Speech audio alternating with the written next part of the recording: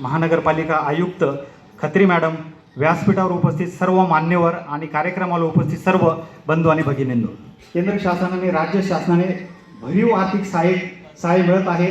ज्या 5 कामांमध्ये आताच आपण ध्वनिचित्रफीत बघितली त्याच्यामध्ये अमृत 2 योजनेअंतर्गत नाशिक शहरातील सिंहस्थाच्या अनुषंगाने गोदावरी नदीचे प्रदूषण कमी करण्यासाठी आपण प्रकल्प इथं राबण गोदावरी नदीचं जल शुद्धीकरण करण्यासाठी, त्याचबरोबर कुंभमेळ्यासाठी नाशिक शहरातील विविध रस्त्यांचं भूमिपूजन केलं होतं. नंतर बऱ्याचशा कामांच्या निविदा प्रसिद्ध झाल्या आणि आता सगळ्यात महत्त्वाचं रामकल्पत अतिशय महत्त्वाचा प्रोजेक्ट महानगरपालिकेसाठी उपलब्ध करून दिली. म्हणून त्या सर्व विस्थापित मंत्री महोदयांच्या हस्ते आज इथं होणार आहे. कुंभमेळ्याच्या पावड करण्याचा निर्धार केलेला आहे. मंत्री महोदयांच्या नेतृत्वाखाली आज आपण म्हणून त्यांनी घाबरत इस्टिमेट सादर केलेले आहे. त्याच्यामध्ये खडीकरण धरण्यात आलेले रस्ता फोडल्यानंतर, कारण पाण्याच्या लाईन टाकल्या तर रस्ता फोडायला लागेल, मलनिस्सारण केलं लाईन तर रस्ता फोडायला लागेल. भाऊ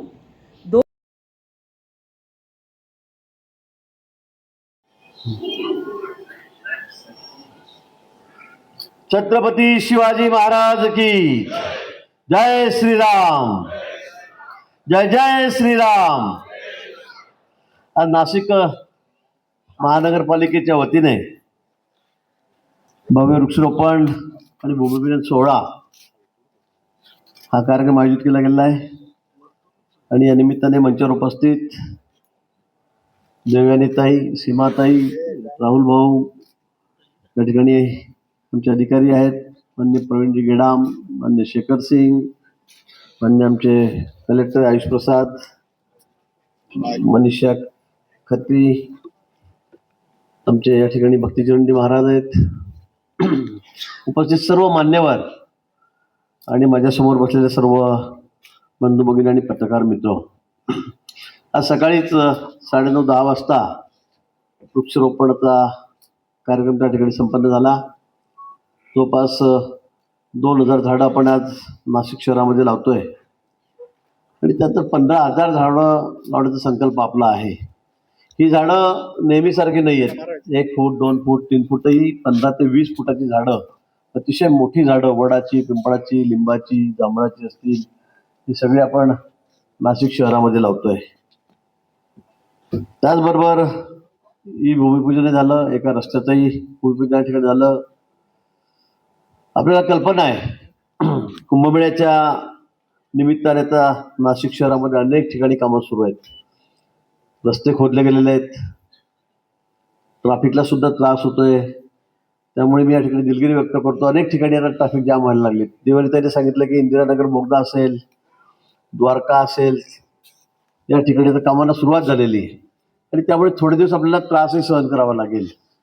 कारण आपल्याला कायमस्वरूपी या ठिकाणी तोडगा काढायचा आहे, कायमस्वरूपी या ठिकाणी आपल्याला त्या प्रश्नांवर मार्ग काढायचा आहे. त्यामुळे ही अडचण होणारच आहे, पण काही दिवस आपण ती सहन करावी अशी विनंती मी आपल्याला या निमित्ताने या ठिकाणी करतो.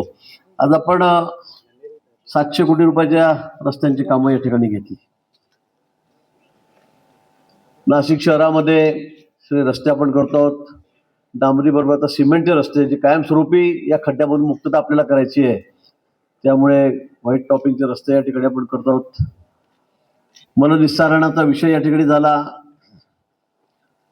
त्याचे कामांचं आपण ही भूमिपूजन या ठिकाणी केलं. देवयानीताईंनी उल्लेख केला या ठिकाणी. खरं आहे, त्यांनी खूप पाठपुरावा केला.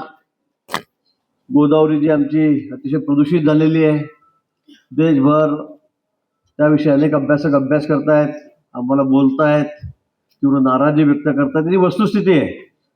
आज नाशिक शहर हे प्रभू रामचंद्राच्या पदस्पर्शाने पुरी झालेली भूमी आहे. एक वेगळं तीर्थक्षेत्र म्हणून याची ओळख आहे. मग नाशिक असेल, त्र्यंबकेश्वर असेल, एक वेगळं नावलौकिक आपल्या या शहराचं आहे. गोदावरी, तिला आपण तिची पूजा करतो, तिला आई स्वरूप मानतो. पण आज गोदावरीची परिस्थिती काय? आज आपण जाऊन असं तिथे पाणी घेऊन कोणी नाशिकला कोणी तीर्थ म्हणून पिणार आहे का? नाही. ही वस्तुस्थिती आहे की त्या ठिकाणी ती पूर्ण प्रदूषित आहे. आज अनेक उद्योगाचं, कारखान्यांचं पाणी येत आहे, सगळं फेसाळ पाणी त्या ठिकाणी येत आहे, केमिकलने मिक्स असलेलं पाणी त्या ठिकाणी येत आहे. शहराचं सगळं मलमूत्र त्या नदीमध्ये जात आहे, ही वस्तुस्थिती आहे, ती आपल्याला नाकून चालणार नाही. पण आता आपण ठरवलेलं आहे, माननीय मुख्यमंत्री महोदयांनी ठरवलेलं आहे की सगळी आमची गोदावरी ही या ठिकाणी आता कुठल्याही परिस्थितीमध्ये काही हो, किती पैसे लागो, तिला पवित्र करायचं आहे. तिथलं पाणी आता मला शुद्ध करायचं आहे.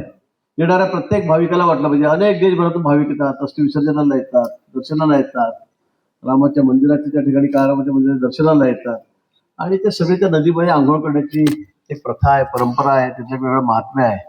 पण तिथलं पाणी जर आपण बघितलं तर हे 12 महिने कसं असतं याची आपल्याला कल्पना आहे. आणि म्हणून हे पाणी शुद्ध झालं पाहिजे. खर्च किती लागला तरी चालेल.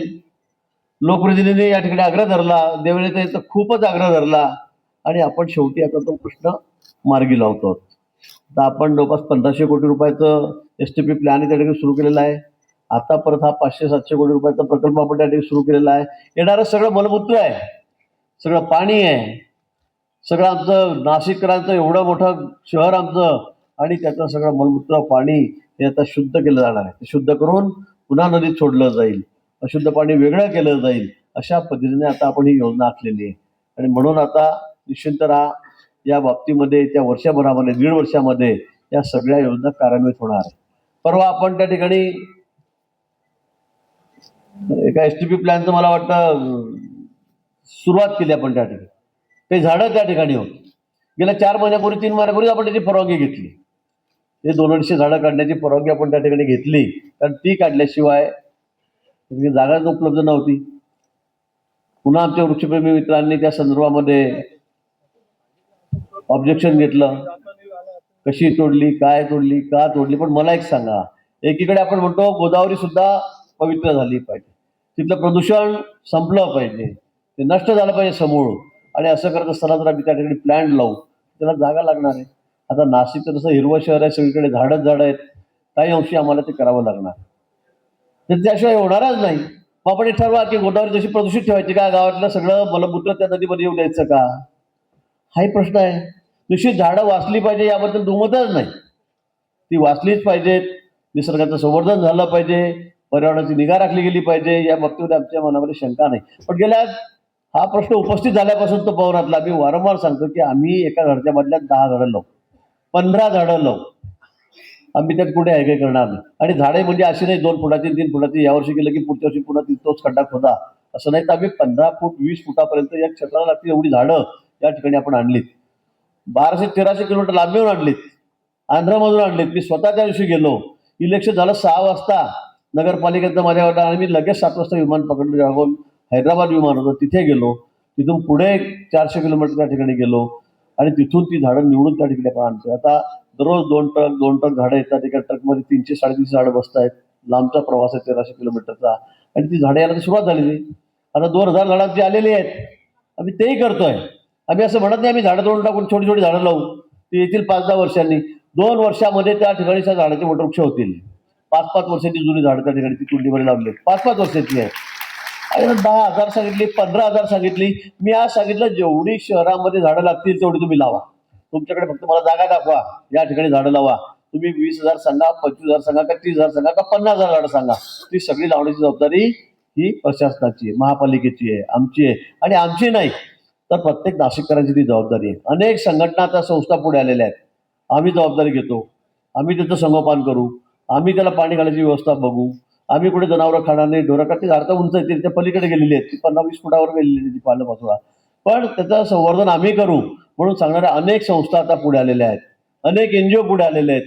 मला वाटतं एवढी झाडं लावण्याची आमची तयारी आहे. आणि असं असताना 200 झाडं STPच्या प्लॅनसाठी काढले की त्यामुळे सगळी घाण दूर होणार आहे नदीमधली. मला वाटतं आपण थोडं समजून घेतलं पाहिजे, आपण समजून घेतलं पाहिजे. निश्चित मी तुमच्या भावनेचा आदर करतो, पण तुम्ही आमच्या इथं ऐकून घ्या. तपोवनामध्ये मागच्या वर्षी जेवढ्या रावट्या होत्या आम्ही तेवढ्याच ठेवू, 1 फूट सुद्धा जास्त रावटी लावणार नाही. आता मधल्या काळामध्ये 10 वर्षामध्ये काही रोपी उगवलीत, काही रेंट्री उगवलेल्या आहेत, त्या काढाव्या लागणार आहेत. साधू संतांना तपोवनातच राहत आहेत. अनेक वर्षापासून कुंभमेळा सुरू झाल्यापासून त्याची सगळी व्यवस्था तिथे असते. साधुग्राम म्हणून त्याचा उल्लेख त्या ठिकाणी केलेला आहे. ते रिझर्वेशन त्याचं त्याच्यावर आहे.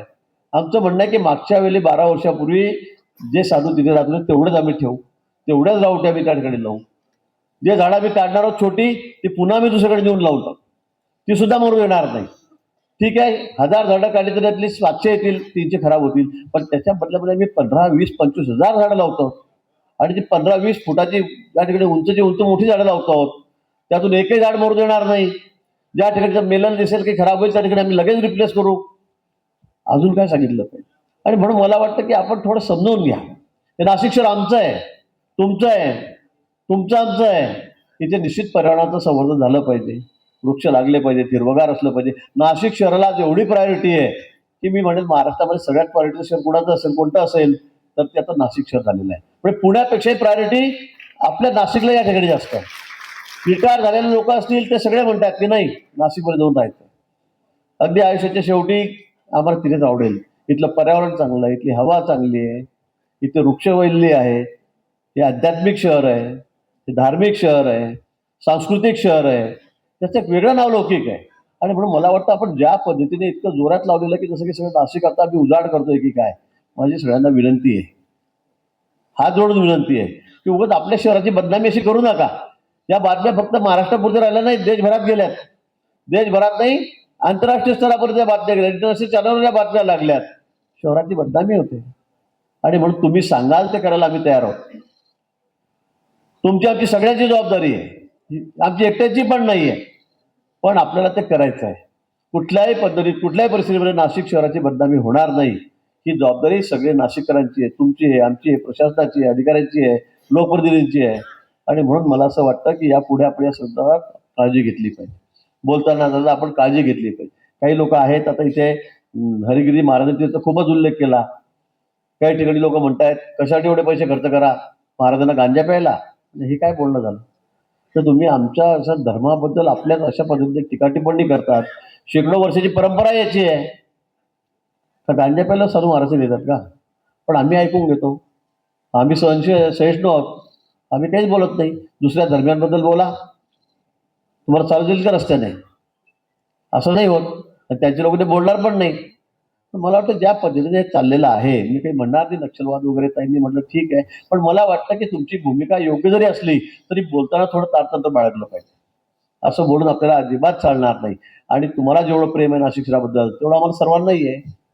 सर्वांना या ठिकाणी लोकप्रतिनिधी आहे, अधिकाऱ्यांनाही आहे, आम्हालाही आहे. देवेंद्रजींची भूमिका तुम्हाला त्या ठिकाणी माहीत आहे.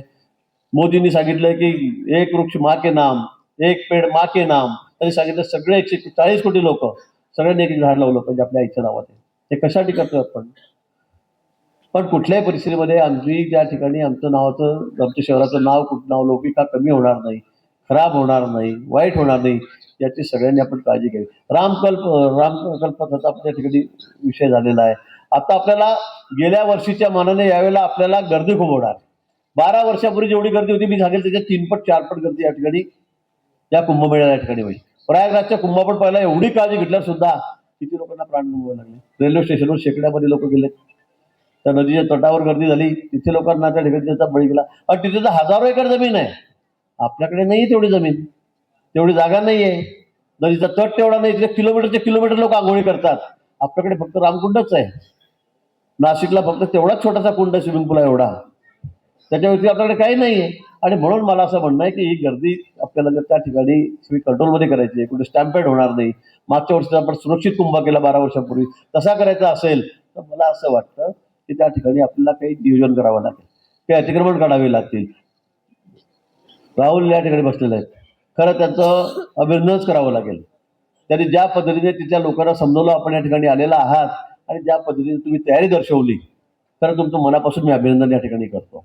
नाहीतर आजकाल अतिक्रमण काढणं, घरं काढणं, दुकानं काढणं इतकं सोपं राहिलेलं नाही, इतकं सोपं राहिलेलं नाही. पण त्यांनी संमती दिली. आमचे आमदार राहुलनी त्या ठिकाणी त्यांना मनवलं, त्यांची चर्चा केली. आमच्या कमिशनर आहेत मनीषा खत्री, त्या जाऊन भेटल्या वारंवार आणि त्यांची मानसिकता तयार केली. पण ते केल्यावरही आम्ही तुम्हाला काही असं रस्त्यावर सोडून दिलं नाही आम्ही अतिक्रमण काढतोय तुमचं म्हणून. आम्ही त्या संदर्भामध्ये तिथे सुंदर जागा तुम्हाला त्या ठिकाणी, सुंदर घर आम्ही त्या ठिकाणी, नवीन बिल्डिंग 7 मजली ती त्या ठिकाणी करतो. त्या कामाला सुरुवात झालेली आहे. 1 वर्षामध्ये आम्ही ती इमारत पूर्ण करणार आहोत. तुम्हाला सर्वांना आम्ही तुम्हाला हक्काची घर तुमच्या नावावर कोण त्या ठिकाणी देणार आहोत, तुमच्या नावावर कोण त्या ठिकाणी देणार आहोत. अजून काय पाहिजे? दुकानं गेलीत, आम्ही दुकानं त्यांना त्या ठिकाणी देणार आहोत. कोणाच्याही पोटावर आम्ही मारणार नाही. सर्वांना आम्ही तुमच्या पोटापाटीची व्यवस्था आम्ही त्या ठिकाणी करून देतो आहोत. अजून काय? इतकं पॉझिटिव्ह सरकार आपलं आहे. सकारात्मक सरकार आपलं. देवाने सांगितलं जे लागेल ते देऊन टाका. कोणाला असं दुकानं काढून टाका, घरं काढून टाका, त्यांना कुठे जा राहा असं होता कामा नये. आणि म्हणून तुमच्या पाठीशी आम्ही खंबीरपणे सरकार या ठिकाणी उभं आहे. ज्यांची अतिक्रमण जात आहेत, आता काही त्या ठिकाणी रामकुंडाच्या बाहेर काही घरं जात आहेत, काही हॉटेल जात आहेत, त्यांना आम्ही त्याचा मोबदला देणार आहोत, सर्व मोबदला देणार आहोत. आता साधुग्रामची जागा घेण्याच्या संदर्भामध्ये आम्ही अतिशय चांगला मार्ग काढलेला आहे. त्याला आता लोकांनी मानसिकता दिला. जमीनदारांचे आहेत मालक, त्यांनी आता सकारात्मक त्या ठिकाणी त्यांनी आम्हाला पाठिंबा त्या ठिकाणी दिलेला आहे. त्यांची तयारी त्या ठिकाणी झाली. अनेक वर्षापासूनचा प्रश्न आहे साधुग्रामच्या जमीनचा, त्यांना मोबदलाच मिळत नाहीये. तो यावर्षी आम्ही मार्गी लावतोय. मुख्यमंत्री महोदय सांगितलं की यावर्षी प्रश्न संपला पाहिजे कुंभमेळ्याच्या आत. आम्ही तो त्या ठिकाणी मार्गी लावतोय. अनेक लोकांनी आम्हाला या ठिकाणी मदत केलेली आहे. त्याबद्दल तुमचंही त्या ठिकाणी मनापासून मी आभार मानतो. पण आता गोदावरी आपल्याला स्वच्छ करायचीच आहे. त्र्यंबकेश्वरला सुद्धा आपल्याला 12 महिने त्या ठिकाणी पाणी वाईल अशी व्यवस्था आपल्याला करायची. त्र्यंबकमध्ये एवढे भाविक येतात.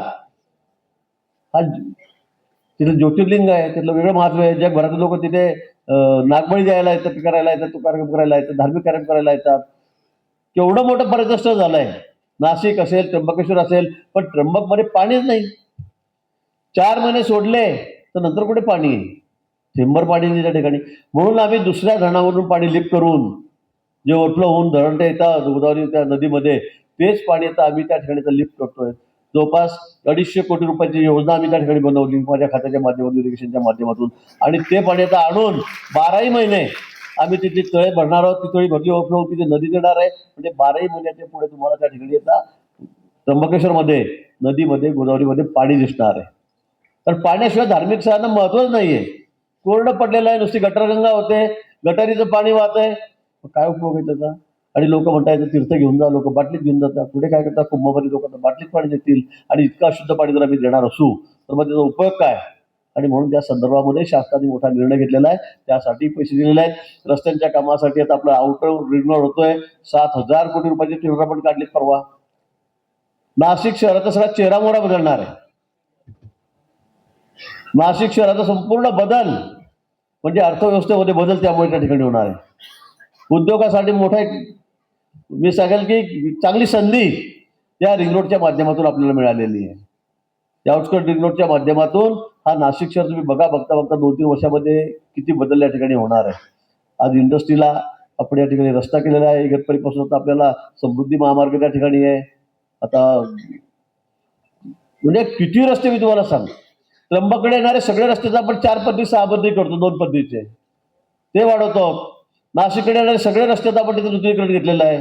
द्वारकेचा बोगदा ट्रॅफिक जाम होते, तिथे आपण पैसे टाकले. आता एका वर्षामध्ये तो आपण सगळं तो चौक आता वेगळ्या पद्धतीने डिझाईन करून तिथलं ट्रॅफिक त्या ठिकाणी आपण कसं सुरळीत होईल ते करतोय. इंदिरानगरचा बोगद्याचा उल्लेख या ठिकाणी केला, तिथे ट्रॅफिक जाम होणार नाही याची काळजी आम्ही त्या ठिकाणी घेतोय. आणि म्हणून नाशिक शहरासाठी जे जे करता येण्यासारखं आहे ते सगळं करण्याची मानसिकता तयारी या सरकारची आहे, या शासनाची आहे. आणि मी पुन्हा सांगेल की या शहराचं एक वेगळं महत्त्व या ठिकाणी आहे.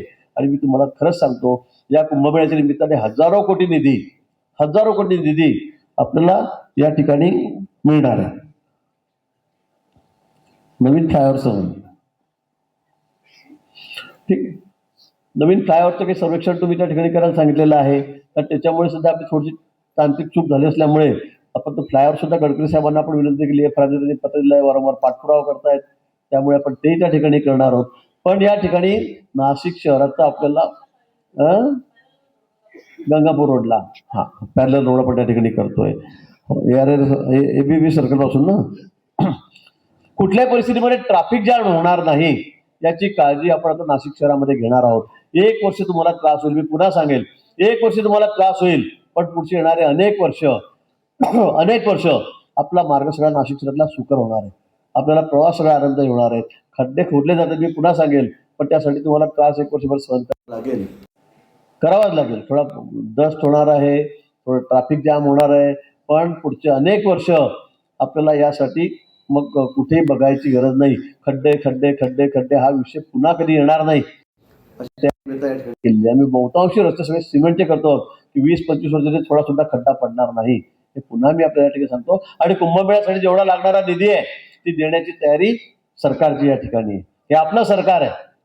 केंद्रामध्ये वरती पंतप्रधान आपले मोदीजी, देवेंद्रजी या ठिकाणी आहेत, आपलं सरकार आहे, शिंदे साहेब पण आहेत, अजितदादा पण सोबत आहेत, आपलं मंत्रिमंडळ आहे, 288 पैकी 240-50 आमदार आपले त्या ठिकाणी बसलेले आहेत, मोठं स्पष्ट बहुमत आपल्याला आहे. त्यामुळे काही काळजी करू नका. कुंभमेळ्यासाठी 1 रुपया सुद्धा आपण कमी पडू देणार नाही, 1 रुपया सुद्धा कमी पडू देणार नाही. लागेल तेवढा निधी आपण तुम्हाला त्या ठिकाणी या नाशिक शहराच्या विकासासाठी देऊ आणि या कुंभमेळ्याच्या निमित्ताने या माध्यमातून आपल्याला या नाशिक